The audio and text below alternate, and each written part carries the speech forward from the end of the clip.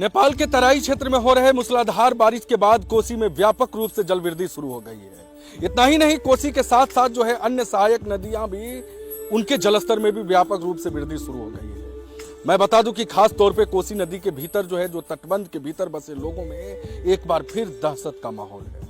हालांकि लोगों का यह भी कहना है कि स्थानीय स्तर पर जो बाढ़ पूर्व तैयारी होती है, जो नाव की बहाली होती है, नाविक की बहाली होती है, लेकिन नाव की बहाली तो की गई है, लेकिन स्थानीय स्तर पर एक भी नाव दिखाई नहीं दे रहा है। हालांकि लोगों का यही आरोप है, लेकिन जिस तरह से कोसी में जो है जलवृद्धि हुई है, व्यापक रूप से जलवृद्धि हुई है। मैं बता दूं कि कोसी तटबंध के भीतर रहने वाले लोगों को जब कोसी नदी में व्यापक रूप से जलवृद्धि शुरू हो जाती है, उसके बाद कोसी तटबंध के भीतर बसे लोगों में दहशत का माहौल हो जाता है। कई महीनों तक जो है लोग कोसी में फंसे रहते हैं।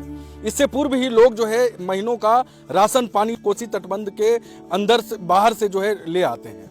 हालांकि मैं बता दूं कि जब फ्लड ज्यादा होता है, जब जलस्तर में वृद्धि अधिक होती है, तो कोसी तटबंध के भीतर बसे लोग भी सुरक्षित स्थानों पर जाने लगता है। और इसको लेकर के जो है स्थानीय स्तर पे जो स्थानीय प्रशासन है, अंचलाधिकारी की ओर से जो है नाव की बहाली की जाती है, लेकिन अभी जो है वर्तमान समय में एक भी नाव नहीं है, ऐसा कहा गया है ग्रामीणों के द्वारा। हालांकि मैं बता दूं कि जब से नेपाल में बारिश शुरू हो गई है, उसके बाद से तिलयुगा नदी में भी व्यापक रूप से जलवृद्धि शुरू हो गया है। तिलयुगा नदी किनारे बसे लोगों में भी, किसानों में भी जो है परेशानी बढ़ गई है। किसानों का कहना है कि जब तिलयुगा नदी में अधिक जलवृद्धि होती है, तो तिलयुगा नदी का पानी जो है खेतों में चला जाता है। कहा जाता है कि 2 से 3 दिनों तक खेतों में पानी रहने के कारण धान का फसल जो है पूरी तरह बर्बाद हो जाता है।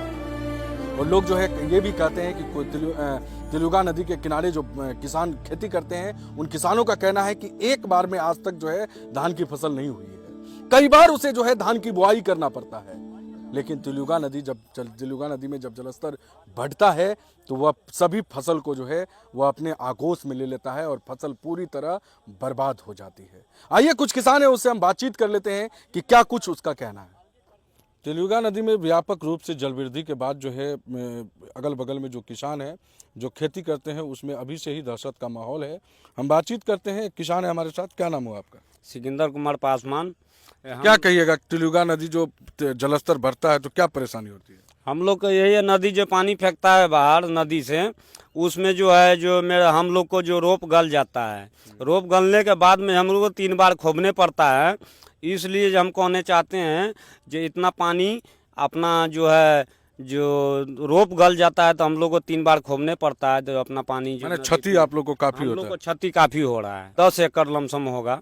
मैंने आप 10 एकड़ पे खेती करते हैं? 10 एकड़ पे तिलयुगा नदी के सटले हैं, बिता में इस साइड नदी है और उस साइड खेती हो रहा है। तिलयुगा नदी में जब पानी बढ़ता है तो मतलब पानी जो है नदी से बाहर भी जाता है? हाँ, बाहर जाता है, हम लोग को खेती में जाता है। कितने दिनों तक खेत में पानी लगी जाती है?